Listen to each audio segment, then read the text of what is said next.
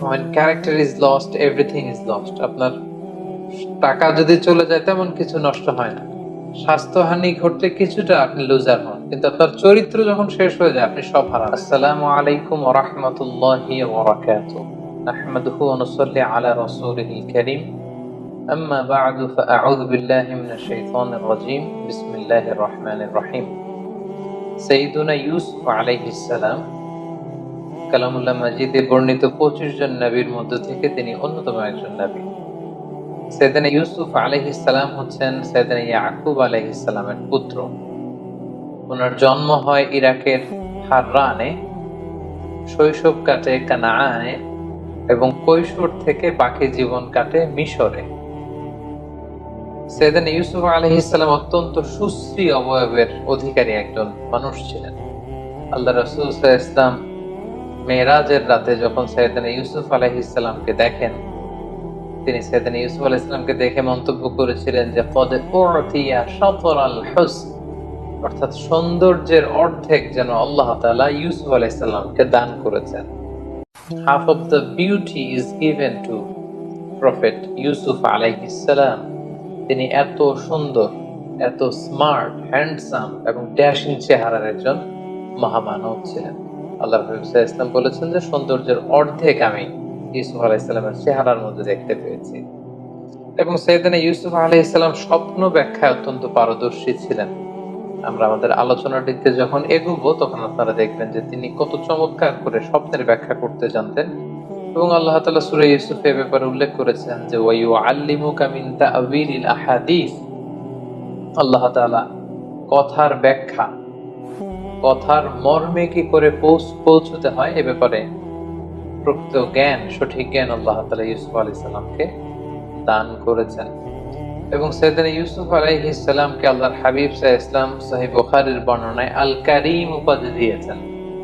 আমরা এর আগের কয়েকটা সেশনেও বলেছি যে চারজন নবীকে আল্লাহ তাআলা কারীম বলেছেন। আল কারীম ইবনুল কারীম ইবনুল কারীম ইবনুল কারীম।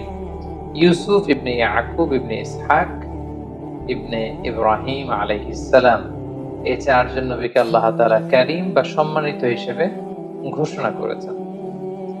এবং আমরা এটাও জানি যে সাইয়েদনা ইউসুফ আলাইহিস সালামের ব্যাপারে কালামুল্লাহ মাজিদে একটি স্বতন্ত্র সূরা আল্লাহ তাআলা ডেডিকেট করেছেন। এটি হচ্ছে কোরআন আল কারীমের 12তম সূরা, সূরাতু ইউসুফ। এবং এই সূরায় আল্লাহ তাআলা ইউসুফ আলাইহিস সালামের জীবনে ঘটে যাওয়া চমৎকার ঘটনাগুলো খুব সুন্দরভাবে স্টেপ বাই স্টেপ, ধারাবাহিকভাবে, খুব গোছালো ভাবে জীবন পরিক্রমাটা এখানে তিনি বর্ণনা করেছেন। এবং মজার ব্যাপার হচ্ছে সাইয়েদনা ইউসুফ আলাইহিস সালামের ঘটনা সূরা ইউসুফ ছাড়া কালামুল্লাহ মাজিদের কোন সূরাতে আর আসেনি। এবং সমগ্র কোরআনে এই ঘটনা কোথাও আর পুনরাবৃত্তিও করা হয়নি। সাইয়েদনা ইউসুফ আলাইহিস সালামের ব্যাপারে কোরআন থেকে কেউ যদি ইনফরমেশন নিতে চায়, তাকে সরাসরি ডিরেক্টলি কালামুল্লাহ মাজিদের 12তম সূরা, সূরা ইউসুফ খুলতে হবে এবং 111টি আয়াত সম্বলিত এই পুরো সূরাটি পড়লেই সাইয়েদনা ইউসুফ আলাইহিস সালামের জীবন পরিক্রমা সম্পর্কে খুব সুন্দর ধারণা নেওয়া যাবে ইনশাআল্লাহ। এবং আল্লাহ তাআলা এই ঘটনাটাকে একটা গল্পের মতো করে, একটা উপাখ্যানের মতো করে, একটা স্টোরির মতো করে বর্ণনা করেছেন। এবং এটাকে আল্লাহ তাআলা বলেছেন আহসানুল কসস, দ্য বেস্ট অ্যামং স্টোরিজ, কোরআনের সর্বশ্রেষ্ঠ গল্প। একটা গল্প কতটা নান্দনিক হতে পারে, একটা স্টোরি কতটা আকর্ষণীয় হতে পারে, একটা ঘটনা কতটা হৃদয়ে ছোঁয়া হতে পারে, একটা ঘটনা পরিক্রমা কতটা সংগ্রামী হতে পারে, কতটা ছন্দময় হতে পারে, সূরা ইউসুফ না পড়লে সেটা বোঝার আসলে উপায় নেই। সূরা ইউসুফ হচ্ছে এর জ্বলজ্বন্ত প্রমাণ। আপনারা যদি খেয়াল করেন যে সাইয়েদনা ইউসুফ আলাইহিস সালামের জীবনের শুরুর দিকটা ছিল একেবারে সংকীর্ণ। ভাইয়ের অত্যাচারে তিনি ওনার জীবন যায় যায় ভাব, কুয়ায় ফেলে দেয়া হলো, কিন্তু সেখান থেকে কুয়া থেকে তুলে অন্ধকূপ থেকে আল্লাহ তাআলা রয়্যাল প্যালেসে, রাজপ্রাসাদে ইউসুফ আলাইহিস সালামকে আসীন করলেন। What a massive U-turn! আপনি খেয়াল করলে দেখবেন যে চমৎকার ভাবে কিভাবে আল্লাহ তাআলা এই অন্ধকূপ থেকে নিয়ে দাসত্ব থেকে রাজত্বের সিংহাসনে সাইয়েদনা ইউসুফ আলাইহিস সালামকে বসিয়েছেন। সুবহানাল্লাহি বিহামদিহি। সূরা ইউসুফ যদি আমরা খুব গভীরভাবে অধ্যয়ন করি সাইয়েদানা ইউসুফ আলাইহিস সালামের জীবনের এই সবগুলো ব্যাপার আমাদের কাছে একেবারে স্পষ্ট হয়ে ওঠে। সম্মানিত শুধু এ পর্যায়ে আমরা সরাসরি সূরা ইউসুফ থেকে ইউসুফ আলাইহিস সালামের জীবনে ঘটে যাওয়া যে ঘটনাগুলো, ওনার জীবন পরিক্রমা, সেটা স্টেপ বাই স্টেপ জানার চেষ্টা করব। তার আগে আপনাদেরকে একটু বলে রাখি যে আমরা 2021 সালে রমাদান মাসে রিফ্লেকশনস ফ্রম সূরা ইউসুফ শিরোনামে 4 পর্বের একটি ধারাবাহিক লাইভ সিরিজ করেছি আমাদের পেজ মিজানুর রহমান আজহারি এই ফেসবুক পেজটিতে। সেখানে আমরা 4 ঘন্টা ব্যাপী এই 4টি পর্বে সাইয়েদানা ইউসুফ আলাইহিস সালামের জীবনের সব ঘটনা আদ্যোপান্ত উল্লেখ করেছি। বিশেষ করে সরাসরি একেবারে ধরে ধরে সূরা ইউসুফের 111টি আয়াতের আমরা সেখানে সংক্ষিপ্ত তাফসীর পেশ করেছি। তাই এই পর্বটিতে আমরা সেরকম বিস্তারিত আলোচনায় যেতে পারবো না, যেহেতু সূরা ইউসুফের প্রায় আয়াত সংখ্যা 111টি এবং এখন যে ঘটনা প্রবাহ, শুধু ঘটনার পর্বগুলো আমি আপনাদের সাথে শেয়ার করব, এগুলোর প্রত্যেকটির সাথেই কোরআনের আয়াতকে রেফার করা যেতে পারে। তো এটা যদি আমরা করতে যাই আমাদের এই পর্বটি অনেক বড় হয়ে যাবে। এজন্য আমরা ডিসক্রিপশন বক্সে সেই 4টি পর্বের লিংক আমরা দিয়ে দিব। আপনারা যারা খুব বিস্তারিত সূরা ইউসুফের তাফসীর শুনতে চান, ইউসুফ আলাইহিস সালামের জীবন সম্পর্কে জানতে চান, আপনারা ডিসক্রিপশন বক্স থেকে সেই 4টি পর্ব দেখে নিতে পারেন। সম্মানিত শুধু আমরা এবার জানবার চেষ্টা করব যে কি ঘটেছিল সাইয়েদানা ইউসুফ আলাইহিস সালামের জীবনে, এবং যেটাকে আল্লাহ তাআলা আহসানুল কসস, দ্য বেস্ট অ্যামং স্টোরিজ, যত ঘটনা হতে পারে, যত গল্প হতে পারে, এর মধ্যে সবচাইতে নান্দনিক, অসাধারণ, আনপ্যারালাল, এক্সট্রাঅর্ডিনারি স্টোরি বলে তিনি উল্লেখ করেছেন। আমরা তো কোরআনে মুসা আলাইহিস সালামের অনেক ঘটনা শুনেছি, আমরা আদম আলাইহিস সালামের ঘটনা শুনেছি, ইব্রাহিম আলাইহিস সালামের ঘটনা শুনেছি। কোন নবীর ঘটনাকে আল্লাহ তাআলা দ্য বেস্ট অ্যামং স্টোরিজ এই উপাধিতে ভূষিত করেন, আহসানুল কসস বলেন। শুধুমাত্র সূরা ইউসুফকে তিনি, ইউসুফ আলাইহিস সালামের ঘটনাকে তিনি সর্বশ্রেষ্ঠ কাহিনী বা ঘটনা বলে উল্লেখ করেছেন। কি ছিল সেই ঘটনার মধ্যে? আসুন আমরা সরাসরি সূরা ইউসুফ থেকে শুনি। তবে আগে আমরা বলেছি এখানে কোনো আয়াত আমরা সাধারণত রেফার করব না, শুধু কি ঘটেছিল ধারাবাহিক ভাবে স্টেপ বাই স্টেপ আমরা শুনে যাব। ইউসুফ আলাইহিস সালামের সূরা ইউসুফের ঘটনাটি শুরু হয়েছিল এভাবে যে ছোট্ট ইউসুফ শৈশবকালে তিনি একটি স্বপ্ন দেখেন যে 11টি তারা, চাঁদ আর সূর্য তাকে সেজদা করছে। খুব অদ্ভুত একটা স্বপ্ন দিয়ে সূরা ইউসুফের কথাবার্তা শুরু, যে তিনি স্বপ্নে দেখলেন 11টি তারা, চাঁদ, সূর্য তাকে সিজদা করছে। তিনি তার পিতা ইয়াকুব আলাইহিস সালামের কাছে স্বপ্নের কথা বললেন।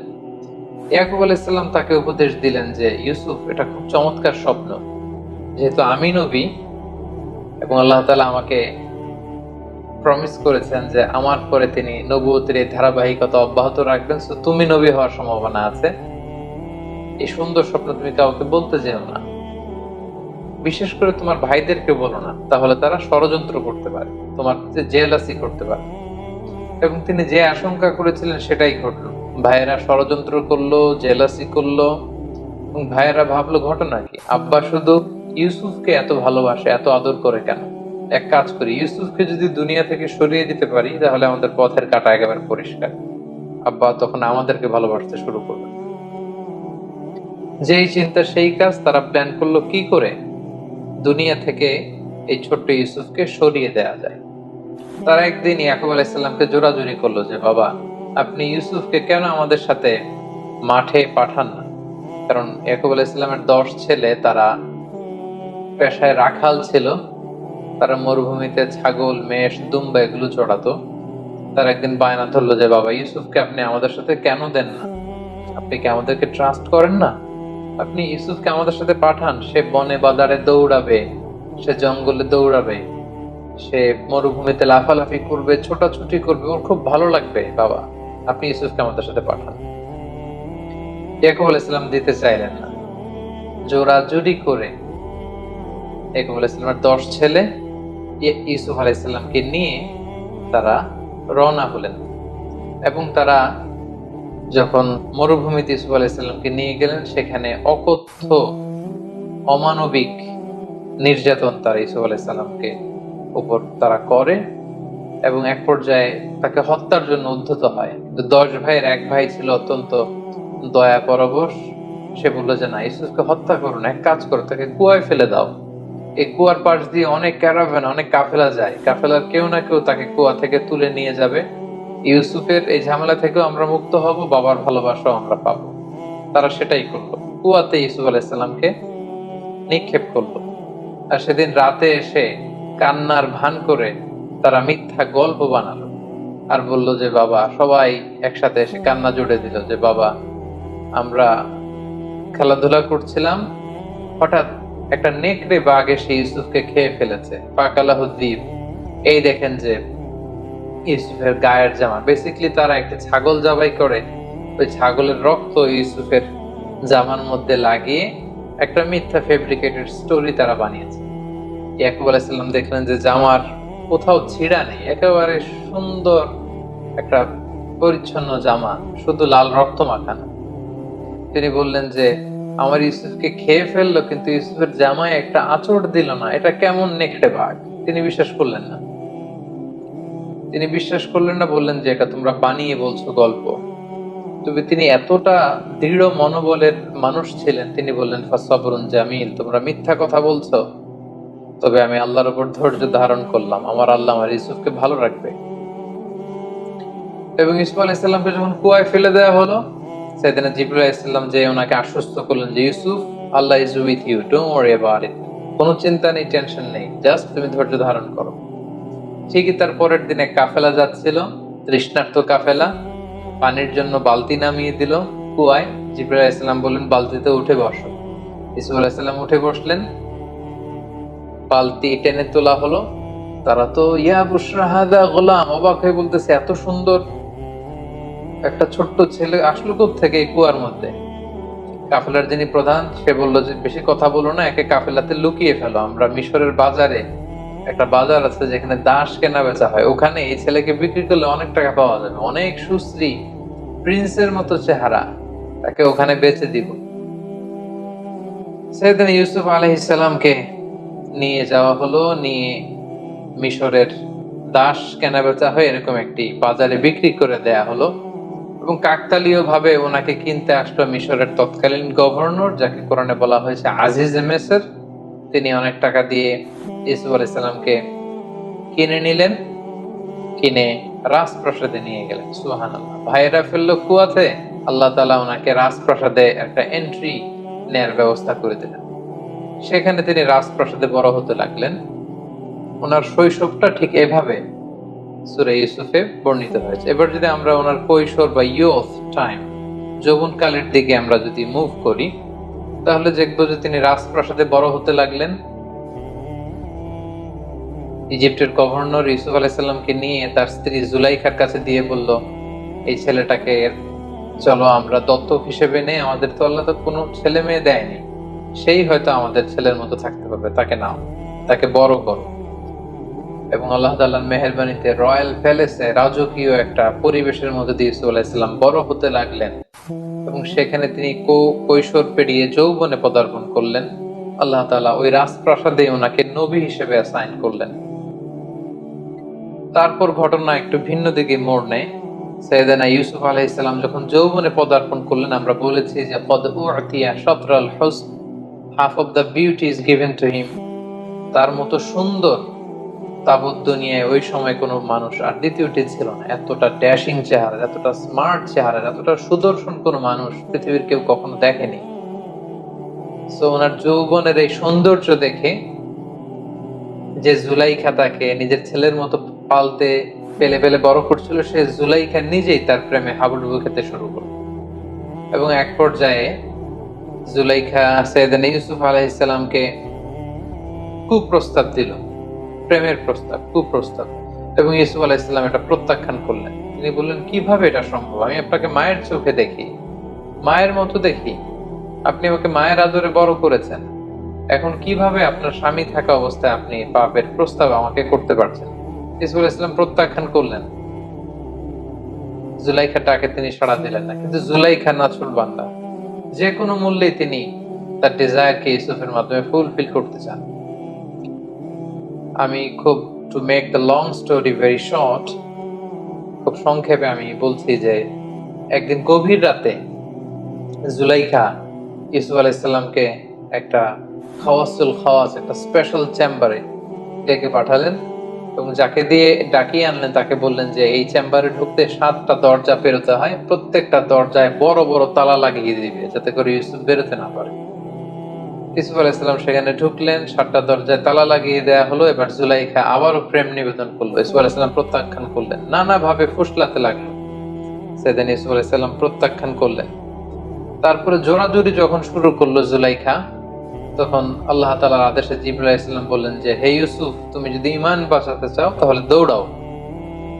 ইউসুফ আলাইহিস সালাম দেখলেন যে তালা লাগানো, তিনি কাল বিলম্ব না করে আল্লাহর নামে দৌড়াতে শুরু করলেন। কিন্তু খুব অবাক ভাবে তিনি যখন দরজার সামনে আসলেন, মুহূর্তের মধ্যে দরজার তালা খুলে যেতে লাগলো। 1 2 3 4 5 6 এভাবে 60টি দরজার বড় বড় তালা খুলে গেল এবং পেছন থেকে জুলাইখাও ইউসুফ আলাইহিস সালামকে ধরবার জন্য দৌড়াতে লাগলো। সেদিন ইউসুফ আলাইহিস সালাম দৌড়াচ্ছেন বাঁচার জন্য, জুলাইখা দৌড়াচ্ছে ইউসুফ আলাইহিস সালামকে পাওয়ার জন্য। দৌড়াতে দৌড়াতে 7ম দরজার কাছে যখন জুলাইখা চলে আসলো, ইউসুফ চলে আসলো, জুলাইখা ইউসুফ আলাইহিস সালামের জামার পেছনে ধরে টান মারলো। সেই টানের চোটে সেদিন ইউসুফ আলাইহিস সালামের জামার পেছনের কিছু অংশ ছিঁড়ে গেল। ইন দ্য মিন টাইম 7ম দরজারও তালা খুলে গেল। হঠাৎ তারা দুজন দেখতে পেল যে আজিজ মেসের দাঁড়িয়ে আছেন, অর্থাৎ জুলাইখার স্বামী। কি এক অদ্ভুত বিব্রতকর পরিস্থিতি। আইজি মেসের দেখলেন যে ইউসুফ আলাইহিস সালাম হাঁপাচ্ছেন, জুলাইখা হাঁপাচ্ছে, তার পোশাক আশাকের অবস্থা খুব একটা সুন্দর না। তখন তিনি বললেন, আসলে তোমাদের মাঝে কি ঘটেছে এই মাঝরাতে? আমাকে সত্য কথা কেউ বলো, কেউ না কেউ মুখ খোলো, বলো আমাকে কি ঘটেছে এবং সত্য কথা বলো। তখন জুলাইখা আগ বাড়িয়ে সামনে যে একটা মিথ্যা গল্প সাজালো। সে বলতে আরম্ভ করলো যে নিজের ছেলের মতো করে যাকে বড় করেছে সে আজ গভীর রাতে আমার রুমে হানা দিয়েছে আমার শ্লীলতা হানির জন্য, আমার ইজ্জত নষ্ট করবার জন্য, আমার শ্লীলতা হানির জন্য সে আমার ঘরে জোর করে হানা দিয়েছে, তার বিচার করুন। আজ মেশর অত্যন্ত ক্ষিপ্ত হলেন। তিনি বললেন, এখানেই বিচার হবে তোমার, তবে তোমার মন্তব্য বা কথাও আমি শুনতে চাই। তোমার কি কিছু বলার আছে ইউসুফ? তোমার কি কোনো সাক্ষী আছে? ইউসুফ আলাইহিস সালাম বললেন, হ্যাঁ আছে। সাইয়েদনা জিবরাইল বললেন, আপনি বলেন যে আপনার সাক্ষী আছে। কে সাক্ষী?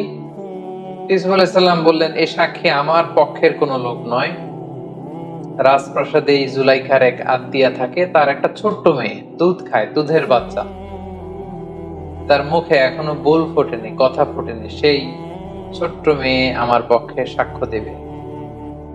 আইজিমেশর আবার রেগে গেলেন। তিনি বললেন, তুমি কি আমার সাথে ঠাট্টা করছো? ছোট্ট বাচ্চা কি করে সাক্ষ্য দিবে?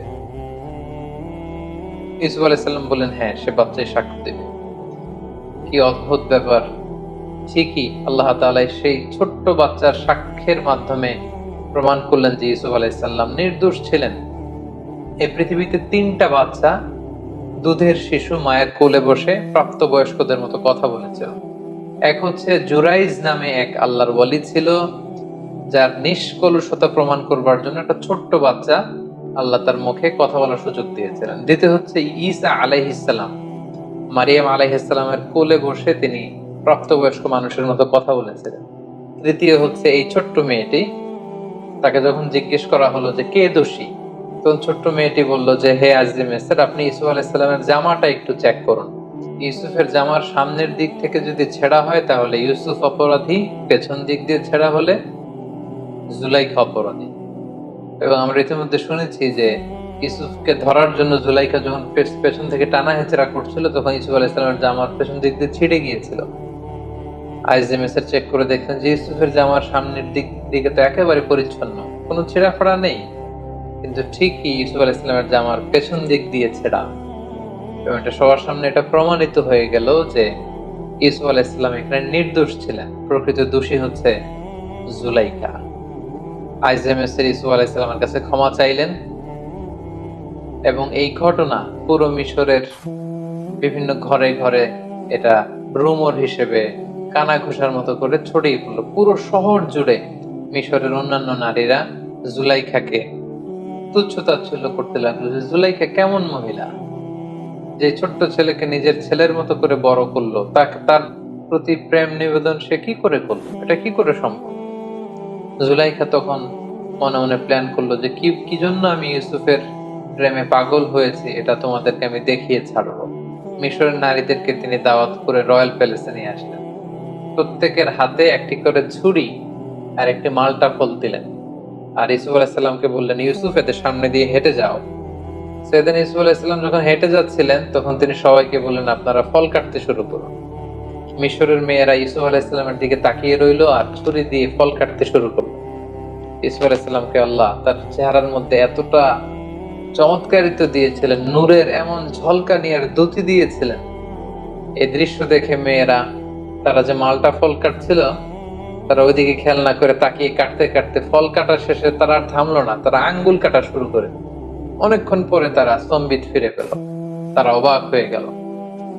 এবং জুলাইখা বলল, এবার বুঝতে পেরেছো কেন আমি ইউসুফের প্রেমে এরকম দেওয়ানা হয়েছে, পাগল পাড়া হয়েছে। এই ঘটনার পরে জুলাইখা তারপরেও থামেনি। কি করে ইউসুফকে বাগানো যায়, নিজের কাছে আনা যায়, এটার চেষ্টা করেই যাচ্ছিল। কিন্তু সাইয়েদনা ইউসুফ আলাইহিসসালাম বারবার তিনি প্রত্যাখ্যান করলেন। অবশেষে জুলাইখা ইউসুফ আলাইহিসসালামকে থ্রেট দিলেন যে তুমি যদি আমার কথায় রাজি না হও তোমাকে জেলে পাঠাবো। ইউসুফ আলাইহিসসালাম বললেন, জেলই আমার জন্য ভালো, আপনি আমাকে জেলে পাঠান, তারপর আমি আমার ঈমানকে বিক্রি করতে পারবো না। সাইয়েদনা ইউসুফ আলাইহিসসালামকে অতঃপর জেলে পাঠানো হলো। রাজপ্রাসাদ থেকে এবার আরেকটা ইউটার্ন নিয়ে আল্লাহ তাআলা একটা বিশেষ গ্রুমিং সেশন পালন করবার জন্য, একটা ট্রেনিং সেশন পিরিয়ডকে পার করবার জন্য আল্লাহ তাআলা আল্লাহর প্রিয় নবী ইউসুফ আলাইহিস সালামকে এবার মিশরের জেলখানায় পাঠালেন। তিনি যখন জেলে ঢুকলেন, ওনার সাথে আরো দুইজন প্রিজনার কয়েদি ঢুকলো। তারা সেখানে রাতে স্বপ্ন দেখলো। একজন স্বপ্ন দেখলো যে তিনি আঙ্গুর নিংড়িয়ে রস বানিয়ে মদ রাজাকে খাওয়াচ্ছেন, আঙ্গুর নিংড়িয়ে মদ বানাচ্ছেন। আরেকজন স্বপ্নে দেখলো যে মাথার মধ্যে করে তিনি রুটির বোঝা নিয়ে যাচ্ছেন আর পাখি এসে ঠুকরে ঠুকরে রুটি খাচ্ছেন। এবং সকালবেলা তারা দুজন সবার কাছে বললো যে আমরা ভয়ঙ্কর স্বপ্ন দেখেছি। কি স্বপ্ন? এরকম এরকম স্বপ্ন। ইউসুফ আলাইহিসসালাম বললেন যে আমি তোমাদের স্বপ্নের ব্যাখ্যা করে দিতে পারবো, তোমরা কি বিশ্বাস করবে? তারা বললেন হ্যাঁ, বিশ্বাস করব। সেদিন ইউসুফ আলাইহিসসালাম বললেন, যে স্বপ্নে দেখেছো যে আঙ্গুর চিপে রস বের করছো, সে কিছুদিনের মধ্যে বেকসুর খালাস হয়ে যাবে, জেলখানা থেকে মুক্তি পাবে এবং রাজার পানশালায় দায়িত্ব পাবে, সে রাজাকে মদ খাওয়ানোর দায়িত্ব পালন করবে। আর যে স্বপ্নে দেখেছে যে মাথার উপর থেকে মাথায় করে রুটির বোঝা নিয়ে এসে যাচ্ছে আর উপর থেকে পাখি এসে ঠুকরে ঠুকরে সেই রুটি খাচ্ছে, কিছুদিনের মধ্যেই তার মৃত্যুর ফয়সালা হবে, তাকে শুলে চড়িয়ে রাষ্ট্রীয়ভাবে মৃত্যুদণ্ডের আদেশ দেয়া হবে এবং এই মৃত্যুদণ্ড কার্যকর করা হবে। কিছুদিন পরে সেটাই ঘটলো। যে স্বপ্নে দেখেছিল যে আঙ্গুর থেকে রস বের করছে, তাকে জেলখানা থেকে মুক্তি দেয়া হলো এবং রাজার পানশালায় দায়িত্ব পেল, সে রাজাকে মদ খাওয়াতে শুরু করলো। আর যে স্বপ্নে দেখেছিল মাথার রুটির ঝুড়ি থেকে পাখি এসে ঠুকরে ঠুকরে খাচ্ছে, তার মৃত্যুদণ্ডের আদেশ আসলো এবং তাকে শুলে চড়িয়ে মৃত্যুদণ্ড দেয়া হলো। ইউসুফ আলাইহিসসালামের স্বপ্নের ব্যাখ্যার এই পুঙ্খানুপুঙ্খতা দেখে জেলখানার সবাই ইউসুফ আলাইহিসসালামের বড্ড ভক্ত হয়ে গেলেন। সবাই এখন ইউসুফ আলাইহিসসালাম ছাড়া কিছুই বোঝেন না। সবাই বুঝতে আরম্ভ করলো যে এই মানুষটা সাধারণ কোনো মানুষ নয়, এটা মহামানব। সাইয়েদনা ইউসুফ আলাইহিসসালাম দেখলেন এই তো সুযোগ, এই সুযোগেই তাওহীদের বাণী জেলখানার প্রতিটি কয়েদির হৃদয়ের ভেতরে আমাকে ঢুকিয়ে দিতে হবে। সাইয়েদনা ইউসুফ আলাইহিসসালাম জেলখানার অন্ধ প্রকোষ্ঠে বসে বসে দাওয়াতি কাজ করতে লাগলেন। জেলখানার লোকদেরকে তিনি তাওহীদের শিক্ষা দিলেন, রিসালাতের শিক্ষা দিলেন, আখিরাতের শিক্ষা দিলেন, সততার শিক্ষা দিলেন, ঈমানের শিক্ষা দিলেন। জেলখানার প্রতিটা মানুষকে তিনি আলোকিত মানুষে রূপান্তরিত করে ফেললেন। কিছুদিন পর স্বয়ং মিশরের রাজা একটি অদ্ভুত স্বপ্ন দেখলেন। স্বপ্নটি ছিল এমন, তিনি 7টি মোটা গরু দেখলেন আর 7টি চিকন গরু দেখলেন এবং দেখলেন 7টি চিকন জীর্ণশীর্ণ গরু 7টি মোটা গরুকে গিলে খেয়ে ফেলছে। আবার তিনি 7টি সতেজ গমের শীষ দেখলেন, আবার 7টি নিস্তেজ গমের শীষ দেখলেন। ঘুম থেকে উঠে তিনি কাঁপতে লাগলেন। তিনি স্বপ্নের মানি বুঝতে পারলেন না। মিশরের সবচেয়ে বড় স্বপ্নের ব্যাখ্যাকারীদেরকে তিনি একসাথে এনে একটা প্যানেল করলেন, বললেন আমার স্বপ্নের ব্যাখ্যা করে দাও। কিন্তু দিনের পর দিন, সপ্তাহের পর সপ্তাহ, মাসের পর মাস সময় ব্যয় করেও গণকরা বা স্বপ্নের ব্যাখ্যাকারীরা এই স্বপ্নের কোনো সুরাহা করতে পারলেন না। রাজা অত্যন্ত বিচলিত হলেন, চিন্তিত হলেন। ইন দ্য মিন টাইম, জেলখানার যেই কয়েদি মুক্তি পেয়েছিল, মুক্তি পেয়ে রাজার পানশালায় রাজাকে মদ খাওয়ানোর দায়িত্ব পেয়েছিল, তার মাথায় হঠাৎ করে জেলখানার সেই ইউসুফের কথা মনে পড়ল। সে রাজাকে বলল যে জেলখানায় থাকতে আমি একটি স্বপ্ন দেখেছিলাম, আর জেলখানার একজন অত্যন্ত ভালো লোক সে স্বপ্নের ব্যাখ্যা করে দিয়েছিল, এবং যেমনটি ব্যাখ্যা করেছে ঠিক তেমনটিই ঘটেছে। রাজা তো অবাক হলেন, কে সেই লোক? সে বলল তার নাম হচ্ছে ইউসুফ। রাজা বললেন তাকে ডেকে আনো, তার কাছে আমার স্বপ্নের কথা খুলে বলো, তাকে আমার স্বপ্নের ব্যাখ্যা করতে বলো। রাজার পাইক পেয়াদা সৈন্য সামন্ত যখন জেলখানায় ছুটলো এবং যে বললো ইউসুফ নামে যে ব্যক্তি আছে তাকে আমরা বেকসুর খালাস করে এখান থেকে মুক্তি দিয়ে নিয়ে যেতে চাই, ইউসুফ আলাইহিস সালাম বললেন না, আমাকে মুক্ত করতে চাইলে আমি মুক্ত হব না। আমাকে যেই অপবাদ দিয়ে অন্যায়ভাবে জুলুম করে আমাকে যে জেলখানায় ঢোকানো হয়েছিল তার বিচার আগে হতে হবে। সেটা যখন প্রমাণিত হবে সবার কাছে যে আমি নির্দোষ, জুলুম করে আমাকে জেলখানায় পাঠানো হয়েছে, এটা প্রমাণিত হলে আমি বেরোবো। রাজা তো এসব কিছুরই জানেন না। রাজা তখন জিজ্ঞেস করলেন কি হয়েছে। তখন জুলাইখা, আজিজে মিসর, মিশরের সেই নারীদের সব ঘটনা ওনাকে যখন বলা হলো, তিনি সবাইকে ডেকে বিচার করলেন। জুলাইখা সব অপরাধের দায়ভার নিজের কাঁধে বহন করে নিল এবং সে বলল যে আল আন হাসাসাল হক, আজকে সত্য প্রকাশিত হয়েছে। সবার সামনে জুলাইখা অবশেষে স্বীকার করে নিল যে আসলে আমি প্রকৃতপক্ষে দোষী। ইউসুফ আলাইহিস সালাম হচ্ছেন নির্দোষ, নিষ্কলুষ একজন মানুষ। তার পুরো চরিত্রে এক ফোঁটা কালিমা লেপন করার মতো কোনো ক্ষমতা কারো নেই। সবার কাছে যখন সেদিন ইউসুফ আলাইহিস সালামের নির্দোষ হিসেবে তিনি প্রমাণিত হলেন, তখন তিনি জেলখানা থেকে বের হলেন। রাজকীয় সংবর্ধনা দিয়ে, রয়্যাল রিসেপশন দিয়ে, রেড কার্পেট রিসেপশন দিয়ে মিশরের বাদশাহ সেদিন ইউসুফ আলাইহিস সালামকে জেলখানা থেকে বের করলেন এবং বললেন আস্তাখলিসুহু লিনাফসি, আমি আমার পার্সোনাল সেক্রেটারি বানাবো ইউসুফকে। ইউসুফ আলাইহিস সালাম বললেন না, এই কাজ করবেন না, কারণ আপনি এই দায়িত্ব আমাকে না দিয়ে আমাকে অর্থমন্ত্রী বানান, আমাকে মিশরের খাদ্যমন্ত্রী বানান, আমাকে এগ্রিকালচার মিনিস্টার বানান, কারণ আপনার স্বপ্নের ব্যাখ্যা আমি দেব। আপনার স্বপ্নের ব্যাখ্যা হচ্ছে মিশরের জন্য একটা ভয়াবহ দিন অপেক্ষা করছে। সামনের 7টি বছর আসবে। আপনি যে 7টি গরু দেখেছেন, গরু দিয়ে বোঝানো হয় বছর। সামনে 7টি বছর আসবে, তখন আপনারা চাষ করবেন। চাষ করে যে সমস্ত গম চাষ করবেন সব খেয়ে ফেলা যাবে না, এই গমগুলো রেখে দিতে হবে। কিছু গম শীষ সমেত রেখে দিতে হবে, প্রিজার্ভ করতে হবে। 7 বছর পর আসবে প্রচন্ড দুর্ভিক্ষ, অনাবৃষ্টি, মাটি ফেটে চৌচির হয়ে যাবে, এক ফোঁটা বৃষ্টি মিশরের জমিনে আসবে না।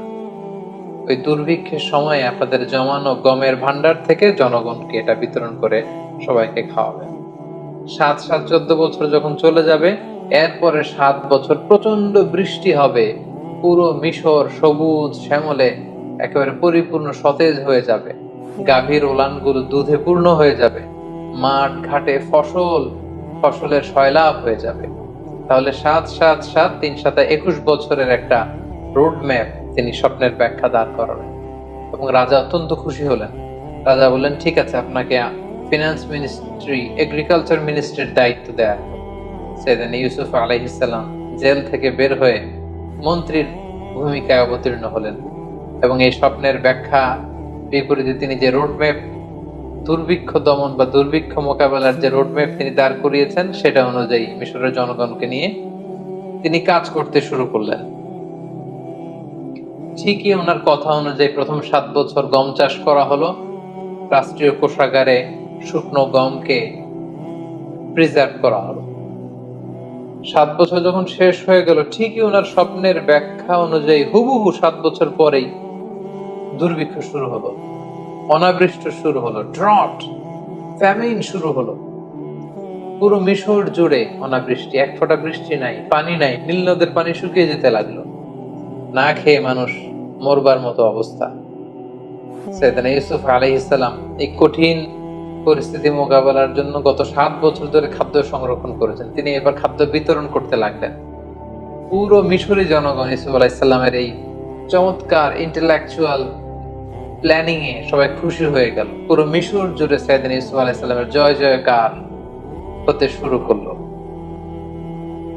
গোটা বিশ্বে যত জায়গায় দুর্ভিক্ষ হয়েছে সবাই না খেয়ে তখন মরতে শুরু করলো, কিন্তু মিশরে দুর্ভিক্ষের কোনো প্রভাব তখন পড়েনি, কারণ সাইয়েদনা ইউসুফ আলাইহিস সালাম খুব চমৎকার ভাবে খাদ্য সংরক্ষণ করেছে। তখনকার এই দুর্ভিক্ষ শুধু মিশরেই প্রভাব পড়েনি, আশেপাশের দেশগুলোতেও দুর্ভিক্ষের কারণে মানুষ না খেয়ে থাকতে শুরু করলো। সেই যে ইউসুফ আলাইহিস সালামের ছেলেবেলা কেটেছে কানাআনে, যেখানে তার 10 ভাই যারা তাকে অত্যাচার করে কুয়ায় ফেলেছিল, ইউসুফ আলাইহিস সালামের পিতা ইয়াকুব, তার আত্মীয় স্বজন বনী ইসরায়েলের সবাই কিন্তু ওখানে এই দুর্ভিক্ষের কবলে পড়ে না খেয়ে মরার মতো অবস্থা। তখন আল্লাহর নবী ইউসুফ আলাইহিস সালামের পিতা ইয়াকুব আলাইহিস সালাম সন্তানদেরকে বললেন, তোমরা মিশরে যাও, শুনেছি মিশরে খাদ্যের মজুদ রয়েছে, সেখান থেকে তোমরা খাদ্য নিয়ে আসো। ইয়াকুব আলাইহিস সালামের পরামর্শে তার 10 ছেলে, অর্থাৎ ইউসুফ আলাইহিস সালামের 10 ভাই, যারা ছোটবেলায় তাকে অত্যাচার করে বাবার কোল থেকে ছিনিয়ে নিয়ে কুয়ায় ফেলে দিয়েছিল, সে 10 ভাই খাবারের অন্বেষণে মিশরে এসে পৌঁছলো। তখন নিয়ম ছিল যে মিশরের বাইরের কোন দেশ থেকে কেউ যদি খাদ্য সংরক্ষণের জন্য বা সংগ্রহের জন্য মিশরে আসতো, সেই ব্যাপারটা সরাসরি as an agriculture minister and as a finance minister Yusuf আলাইহিস সালাম নিজে ডিল করতেন। এই 10 ভাইকে তখন বাধ্য হয়ে মিশরের তখন ফিনান্স মিনিস্টারের সাথে দেখা করতে হলো, এবং আমরা জানি ফিনান্স মিনিস্টারের চেয়ারে তখন বসা ইউসুফ আলাইহিস সালাম মিশরের মন্ত্রী, আর তার সামনে 10 ভাই কাচুমাচু হয়ে, জীর্ণ শীর্ণ হয়ে, ছেঁড়া পুরাতন পোশাক পরে তারা এসে দাঁড়ালো। ইউসুফ আলাইহিস সালাম সিম্পলি জিজ্ঞেস করলেন, তোমরা কারা? তারা বলল, আমরা কানাআনের অধিবাসী। ইউসুফ আলাইহিস সালাম অবাক হলেন। কানাআন শুনেই ওনার ছোটবেলার কথা মনে পড়লো। জিজ্ঞেস করলেন, তোমাদের নাম কি? তারা যখন নাম বলতে আরম্ভ করলো, ইউসুফ আলাইহিস সালামের চোখ দিয়ে পানি নামার উপক্রম। ইউসুফ আলাইহিস সালাম জিজ্ঞেস করলেন, তোমাদের বাবার নাম কি? তারা বলল, ইয়াকুব আন-নবী।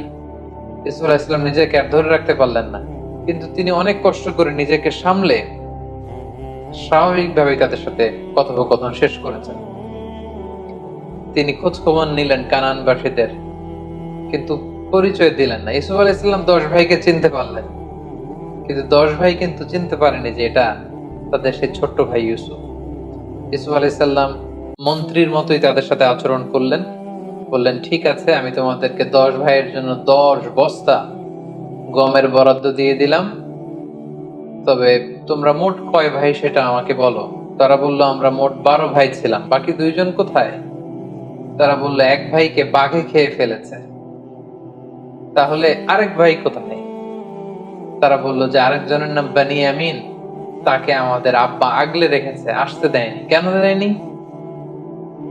তারা তখন বলল যে ছোটবেলায় বাঘে খাওয়া ভাইকে হারিয়ে তার আপন ভাই বেনিয়ামিনকে বাবা সবসময় কাছে কাছে রাখে, বাবার কাছ থেকে তাকে আনা এত সহজ না। ইউসুফ আলাইহিস সালাম বললেন, আমি এই কথা শুনবো না। নেক্সট টাইমে তোমরা যদি আবার খাবার নিতে আসো, অবশ্যই তোমাদের সেই ভাই বেনিয়ামিনকে, মানে যেটা আসলে ইউসুফ আলাইহিস সালামের আপন ভাই, তাকে নিয়ে আসতে হবে। তাকে আনতে না পারলে নেক্সট টাইমে আমি আর তোমাদেরকে গম দিব না, বা গমের বরাদ্দ তোমাদের জন্য থাকবে না। তারা বললো, ঠিক আছে, আমরা চেষ্টা করব।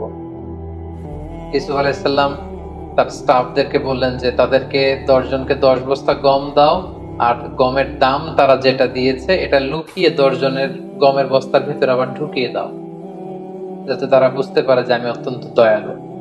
তারা যখন গম নিয়ে কানাআনে ফিরলো, বাড়িতে ঢুকে যখন গমের বস্তা খুললো, তারা তো অবাক যে হাযিহি বিদআতুনা রুদ্দাত ইলাইনা। তারা ইয়াকুব আলাইহিস সালামকে বললেন যে, বাবা দেখেন, কত ভালো মানুষ মিশরের অর্থমন্ত্রী, তিনি আমাদের টাকাটাও রাখেননি, টাকাটাও আমাদের ব্যাগের ভিতরে দিয়ে দিয়েছেন।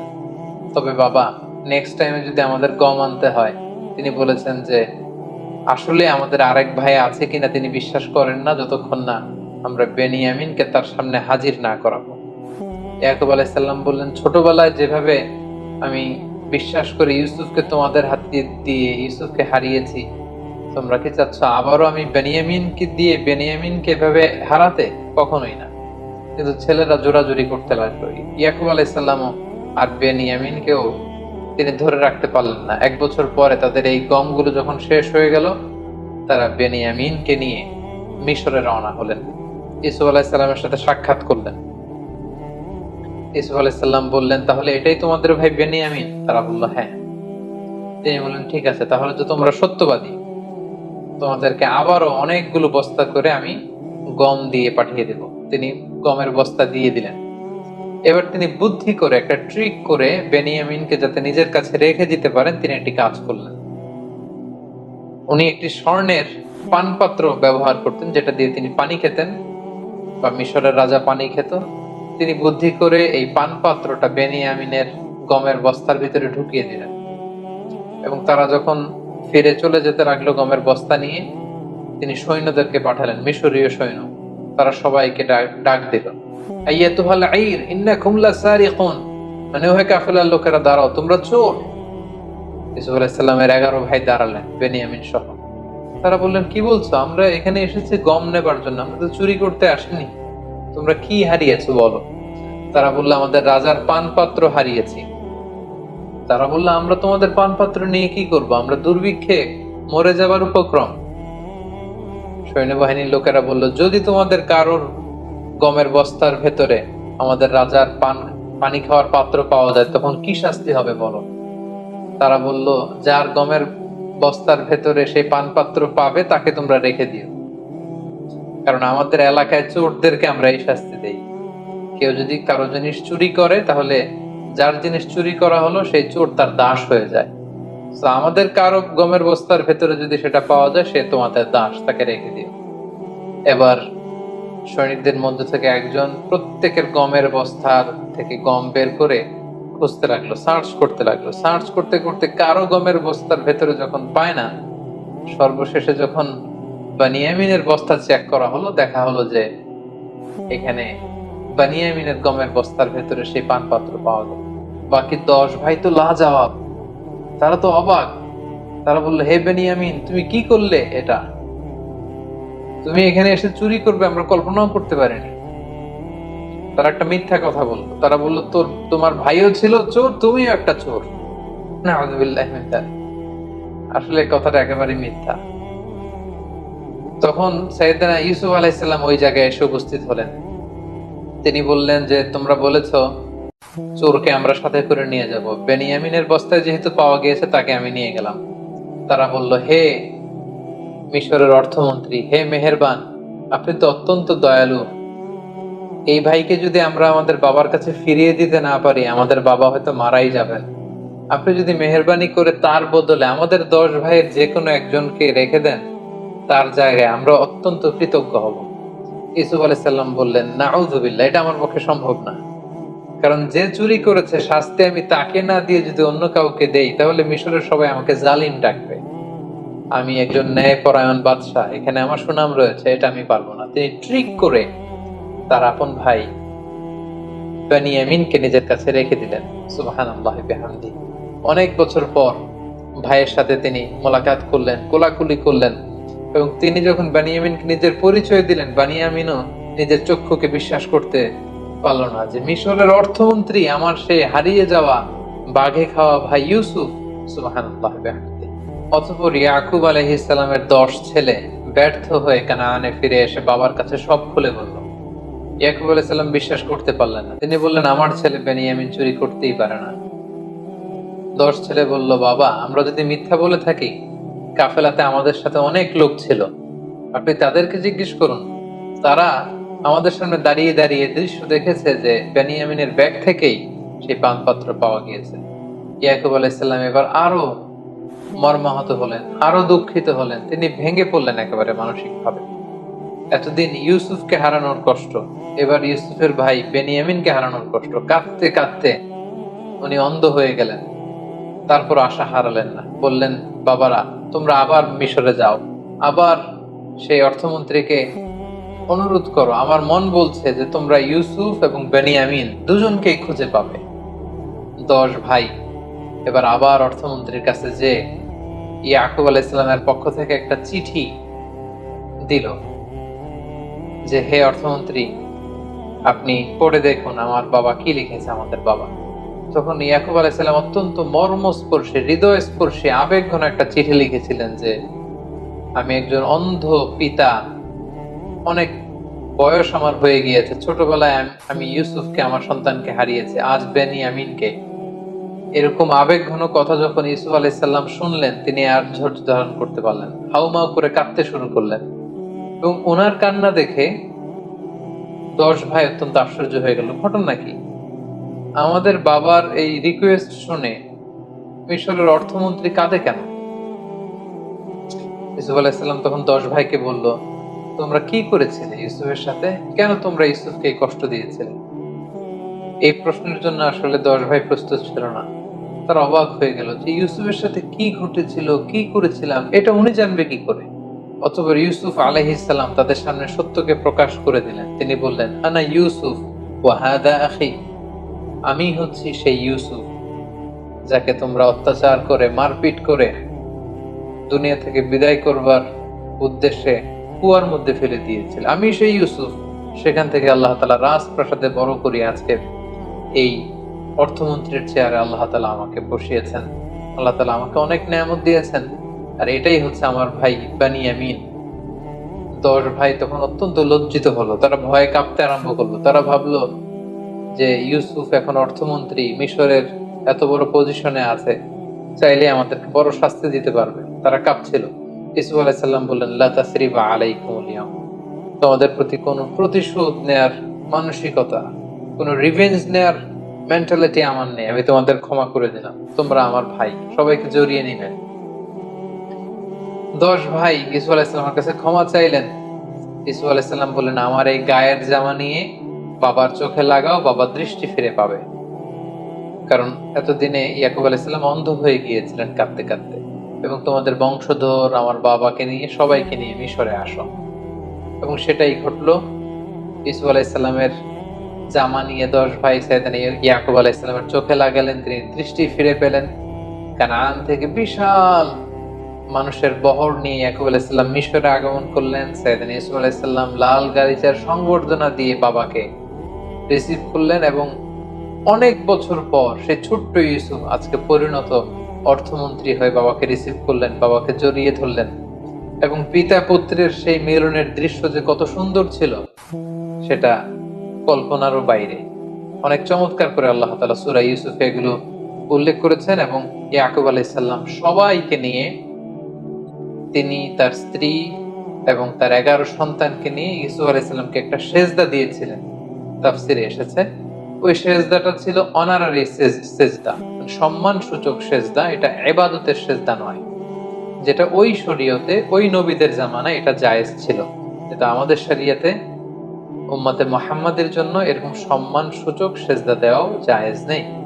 এই সেজদাটা দিয়ে বাবা মা এবং 11 ভাই সেজদা দিয়ে ইয়াকুব আলাইহিস সালাম ইসমাঈল আলাইহিস সালামকে ডেকে বলেছিলেন, ইউসুফ, তোমার কি মনে পড়ে সেই ছোট্টবেলায় তুমি একটা স্বপ্ন দেখেছিলে? আজকে আমরা যেটা করলাম এটাই হচ্ছে সেই স্বপ্নের ভিজুয়ালাইজেশন। তুমি স্বপ্নে দেখেছিলে যে চাঁদ, সূর্য আর 11টা তারা তোমাকে সেজদা করছে। চাঁদ আর সূর্য হচ্ছে আমি আর আমার স্ত্রী, আর 11টা তারা হচ্ছে তোমার এই 11 ভাই। অর্থাৎ আমাদের উপর তোমার শ্রেষ্ঠত্ব আল্লাহ পৃথিবীতে প্রমাণ করবেন, তোমার লিডারশিপ আমাদের উপর তিনি অবধারিত করবেন, এবং আমার পরে বেলায়াত, নবুওয়াত আল্লাহ তাআলা তোমাকে দান করবেন। ঠিক এভাবে সাইয়েদনা ইয়াকুব আলাইহিস সালামের সাথে ইউসুফ আলাইহিস সালামের মিলিত হবার ঘটনাটি মিশরে এসে শেষ হয়। সম্মানিত সুধী, এই ছিল আহসানুল কসাস, দ্য বেস্ট এমং স্টোরিজ। সূরা ইউসুফের শুরু থেকে শেষ পর্যন্ত কোরআনের আয়াতগুলোকে উল্লেখ করা বা রেফার করা ছাড়া আমি শুধু ঘটনা প্রবাহটি আপনাদের সাথে শেয়ার করেছি। আমি বলেছি যে ডেসক্রিপশন বক্সে আমরা 4 পর্বের যে রিফ্লেকশনস ফ্রম সূরা ইউসুফের 4 ঘন্টার একটি আলোচনার লিংক আমরা সেখানে দিব। আপনারা আরো বিস্তারিত জানতে চাইলে সেগুলো আপনারা জেনে নেবেন ইনশাআল্লাহ। সম্মানিত সুধী, এ পর্যায়ে আমরা ইউসুফ আলাইহিস সালামের জীবনী থেকে কি কি শিক্ষা গ্রহণ করতে পারি সে ব্যাপারে আলোকপাত করব। প্রথম যে শিক্ষাটি আমরা পাই সেটি হচ্ছে দ্য পাওয়ার অফ স্টোরিজ।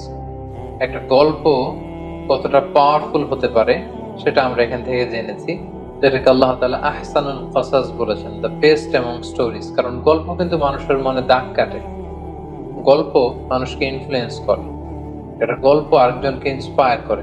এজন্য আমরা সফল মানুষদের গল্প শুনি, তাদের জীবনী পড়ি, যাতে করে সেখান থেকে আমরা কিছু শিক্ষা নিতে পারি। ইউসুফ আলাইহিস সালামের জীবনের প্রতিটি পরতে পরতে কিন্তু আমাদের জন্য শিক্ষা রয়েছে, এবং গল্পের মাধ্যমে যে শিক্ষা নেওয়া যেতে পারে এই বিষয়টি আমরা ইউসুফ আলাইহিস সালামের জীবনী থেকে পাই। 2 নম্বর যে শিক্ষাটি পাই, the relationship between father and son. বাবা সন্তানের সম্পর্কটা কেমন হওয়া উচিত আমরা দেখলাম যে ইয়াকুব আলাইহিস সালাম ইউসুফ আলাইহিস সালামের জন্য পাগল পাড়া। ছোট্টবেলা থেকে ইউসুফ আলাইহিস সালামকে হারিয়ে তিনি আশা হারাননি, বুক ভরা আশা নিয়ে তিনি বেঁচেছিলেন যে ইউসুফকে তিনি পাবেন। এবং সেই ছোট্টবেলা থেকে ইউসুফ আলাইহিস সালামের সাথে যে সম্পর্ক, যখন যে উপদেশ দেয়া দরকার সেই উপদেশ কিন্তু তিনি তাকে দিয়েছেন। এবং ইউসুফ আলাইহিস সালামের স্বপ্ন দেখে কাউকে শেয়ার করেননি, প্রথমে যে বাবার কাছে শেয়ার করেছেন। আমাদের বর্তমান সমাজে বাবা ছেলেদের সম্পর্কের অনেক গ্যাপ আমরা দেখতে পাই। ছেলে বাবাকে ওই রকম ট্রাস্ট করে না, বিপদে পড়ে সে অন্যদের সাথে শেয়ার করে, বাবার সাথে শেয়ার করে না।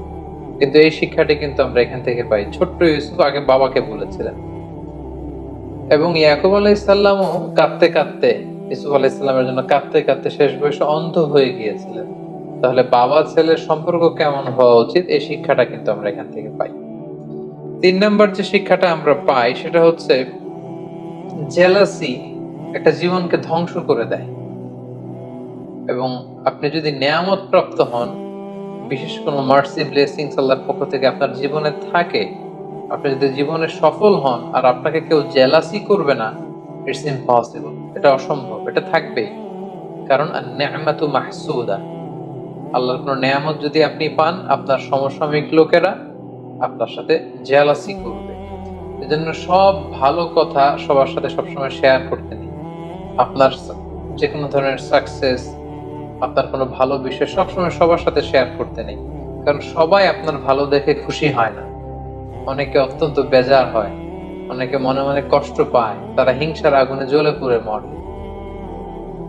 এজন্য এই হিংসা থেকে আমাদেরকে বেঁচে থাকতে হবে। হিংসা একটি সুন্দর সম্পর্কের মধ্যে ভাঙন সৃষ্টি করতে পারে, একটি পরিবারের মধ্যে বিশৃঙ্খল একটা পরিবেশ তৈরি করতে পারে। এজন্য আল্লাহ তাআলা আমাদেরকে শিখিয়েছেন আমরা যেন এই হিংসা থেকে, হিংসাকারীদের থেকে আল্লাহ তাআলার কাছে যেন পানাহা চাই।